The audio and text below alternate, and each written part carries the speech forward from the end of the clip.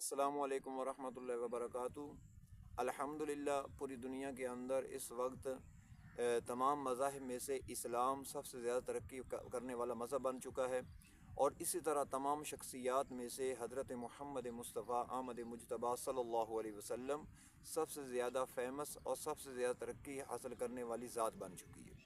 لیکن دنیا کفر، چاہے وہ یہود میں سے ہو، چاہے وہ نصارہ میں سے ہو، چاہے وہ ہندو ہوں، چاہے وہ سکھ ہوں، جس مذہب سے بھی تعلق ہوں اسلام سے ہٹ کر، وہ یہ برداشت نہیں کرتے کہ اسلام بھی ترقی کرے اور محمد مصطفیٰ صلی اللہ علیہ وسلم کی شان میں بھی اضافہ ہو۔ تو وہ آئے روز اس طرح کے کام کر رہے ہیں کہ جس سے اسلام کو بھی گرایا جائے اور پیارے پیغمبر کی شان میں بھی کمی کی جائے۔ تو اسی طریقے سے ہمارے ملک کے اندر ایک ایسا آدمی کھڑا کیا گیا جس کا نام یوٹیوبر رجب بھٹ کے نام سے مشہور ہے، جو یوٹیوب پر بیٹھ کر ولاگ بناتا ہے، جو اپنی ماں کی عزت کو بھی بیچ رہا تھا، اپنی بہن کی بھی عزت کو بیچ رہا تھا، جو اپنی بیوی کی بھی عزت کو بیچ رہا تھا۔ لیکن اس آدمی نے جہاں تک اپنے گھر کی عزت بیچ دی، تو اب اس نے پیارے پیغمبر حضرت محمد مصطفیٰ صلی اللہ علیہ وسلم کی عزت کی بھی بولی لگا دی تھی۔ تو آیا اس نے یہ کام کیا، اور کرنے کے بعد اب وہ قسمیں اٹھاتا ہے، قرآن اٹھاتا ہے کہ میں نے یہ کام نہیں کیا۔ تو یہ میرا ایک سوال ہے کہ جب آدمی چوری کرتا ہے، چوری کرنے کے بعد جب وہ پکڑا جاتا ہے، تو اس نے کبھی بتایا کہ میں چور نہیں ہوں؟ کب کہتا ہے کہ میں چوری کرنے والا چور ہوں؟ نہیں بتائے گا۔ آپ پاگل خانے چلے جائیں، اور پاگل خانے میں جتنے بھی لوگ ہیں، اگر آپ ان کو پاگل کہیں گے نا، وہ تمہیں پاگل کہیں گے، بھئی میں پاگل نہیں ہوں، تم پاگل ہو۔ تو اب یہ 100 قسمیں اٹھا لے، جس طریقے سے بھی یہ کہہ لے کہ بھائی میں نے یہ کام نہیں کیا، تو عوام نہیں ماننے والی۔ اب ہم دیکھتے ہیں کہ یہ 295 جو آئین بنا ہوا ہے، یہ قانون ہے، اس کا متن کیا ہے، یہ کب پاس ہوا؟ تو جب پاکستان بن گیا، پاکستان بننے کے بعد جو ایک انگریزوں کا بنایا ہوا قانون تھا اعلیٰ شخصیات کے حوالے سے، گستاخی کرنے کے حوالے سے، اس کی سزا صرف 2 سال کی تھی۔ لیکن جب یہ مسئلہ بڑا نزاکت والا بن گیا، آئے روز گستاخیاں ہونے لگیں اللہ کے نبی کی شان میں، تو ایک عورت تھی لیڈر، جس کا نام نثار فاطمہ تھا، اس نے ایک بل نیشنل اسمبلی میں پیش کیا۔ تو وہ متفقہ طور پہ تمام ممبران نے اس کو منظور کر لیا، اور اس کا متن یہ تھا کہ جو بھی آدمی اللہ کے نبی کی شان میں ایسے کلمات استعمال کرے جس سے اشارتاً، کنایتاً، تحریراً اللہ کے نبی کی شان میں گستاخی آتی ہو، یا اللہ کے نبی کے نام کی بے ادبی کرتا ہو، تو اس کی سزائے موت ہے۔ یہ 295 آرٹیکل کا یہ متن ہے، اور پیش کرنے والی ایک عورت تھی۔ اب یہ ہمارے ملک کا ایک آئین بن گیا، ایک قانون بن گیا کہ آج کے بعد جو بھی آدمی اشارتاً، کنایتاً پتہ چلتا ہو کہ اس سے اللہ کے نبی کی شان میں گستاخی آتی ہو، تو اس کی سزائے موت ہے۔ یہ ہمارا آئین اور ہمارا قانون بتاتا ہے۔ اب آتے ہیں کہ بعض لوگ یہ کہتے ہیں کہ جی سزائے موت کیوں؟ تو ہم قرآن سے پوچھتے ہیں، بھئی قرآن کیا کہتا ہے اللہ کے نبی کی شان کے حوالے سے، اور اللہ کے نبی کی حیات طیبہ کے اندر اگر کوئی آدمی گستاخی کرتا تھا تو اس کے بارے میں اللہ کے نبی کا عمل کیا تھا اور صحابہ کرام کا عمل کیا تھا؟ تو اللہ تعالیٰ نے قرآن مجید کی بے شمار آیات کے اندر اللہ کے نبی کی شان کو بیان فرمایا۔ اللہ تعالیٰ نے قرآن مجید سورۃ الحجرات کی ابتدائی آیات میں فرمایا کہ یا ایھا الذین آمنوا لا تقدموا بین یدی اللہ ورسولہ، اے ایمان والو کبھی بھی اللہ اور اللہ کے رسول سے آگے بڑھنے کی کوشش نہ کرنا، یعنی ان کے مقام و مرتبے کو دیکھتے ہوئے آپ نے کبھی بھی آگے بڑھنے کی کوشش نہیں کرنی۔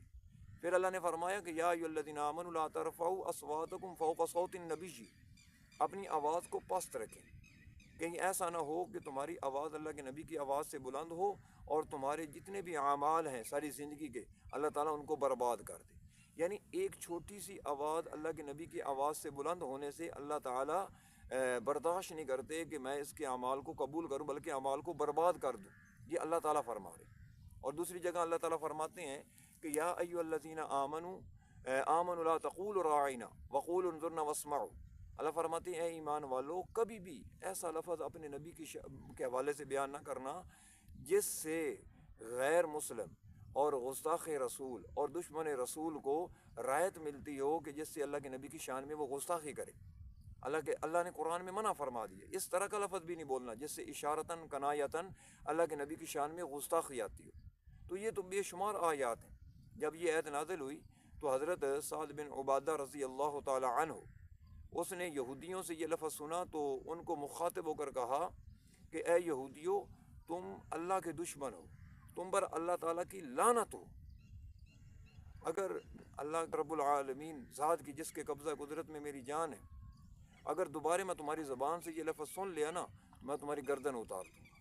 اور حضرت عبداللہ ابن عباس رضی اللہ تعالی عنہما فرماتے ہیں کہ اس آیت کے نازل ہونے کے بعد تمام صحابہ اکرام کا اجماع ہوا کہ کوئی آدمی اللہ کے نبی کی شان میں گستاخی کرے گا تو اس کی سزا سزائے موت ہے۔ یہ تو قرآن کی چند آیات ہیں، اور بے شمار آیات سے اللہ کے نبی کا مقام و مرتبہ پتہ چلتا ہے۔ اور اللہ تعالیٰ نے ایک موقع پہ فرمایا کہ جب بدر کا میدان تھا، جب فرشتے اتر رہے تھے، اور اللہ تعالیٰ نے فرشتوں کو کیا فرمایا کہ اے فرشتوں، کہ تم نے ان گستاخ رسول کے گردنوں پہ اور ان کے پوروں پہ تلواریں چلانی۔ کیوں؟ اس لیے کہ ذالک بانہم شاقوا اللہ ورسولہ ومن یشاقق اللہ ورسولہ فان اللہ شدید العقاب، کیونکہ یہ اللہ کے نبی کے گستاخ ہیں، یہ اللہ کے نبی کی شان میں گستاخی کیا کرتے تھے۔ یہ تو قرآن کے الفاظ ہیں۔ پیارے پیغمبر حضرت محمد مصطفیٰ صلی اللہ علیہ وسلم کا طریقہ کار کیا تھا؟ یہ کعب بن اشرف، یہودیوں کا سردار، یہ اللہ کے نبی کی شان میں گستاخی کیا کرتا تھا۔ اللہ کے نبی نے صحابہ اکرام میں اعلان کیا، کون ہے جو کعب بن اشرف کا کام تمام کرے گا، کیونکہ اس نے اللہ اور اللہ کے رسول کو تکلیف دی ہے۔ تو حضرت محمد بن مسلمہ رضی اللہ عنہ کھڑے ہوئے فرمایا، یا رسول اللہ، میں اس کام کے لیے تیار ہوں۔ ابو رافع یہودی، اس نے پیارے پیغمبر کی شان میں گستاخی کی، تو حضرت عبداللہ بن عتیق رضی اللہ تعالیٰ عنہ کو اس کام کے لیے مقرر کیا۔ اسی طرح اسماء بنت مروان ایک یہودیہ عورت تھی، وہ اللہ کے نبی کی شان میں گستاخی کیا کرتی تھی۔ حضرت عمیر بن عدی رضی اللہ تعالیٰ عنہ ایک نبینہ صحابی اس کام کے لیے تیار ہوتے ہیں۔ یعنی کتنے واقعات اللہ کے نبی کے دور میں ایسے پیش آئے ہیں کہ جو گستاخ رسول کے لیے اللہ تعالیٰ نے سزائے موت مقرر کی۔ عبداللہ بن خطل، جب اللہ کے نبی نے اعلان فرمایا فتح مکہ کے موقع پر، لا تثریب علیکم اليوم، آج کسی سے کچھ نہیں کہا جائے گا، گزشتہ ماضی کے جو حالات ہمارے ساتھ پیش آئے ہیں ہم نے سب کو معاف کر دیا، لیکن چند لوگوں کو اللہ تعالیٰ کے نبی نے معاف نہیں کیا۔ اگر وہ خانہ کعبہ کی چادر کو پکڑ لیں، غلاف کو پکڑ لیں، پھر بھی میں اس کو معاف نہیں کروں گا۔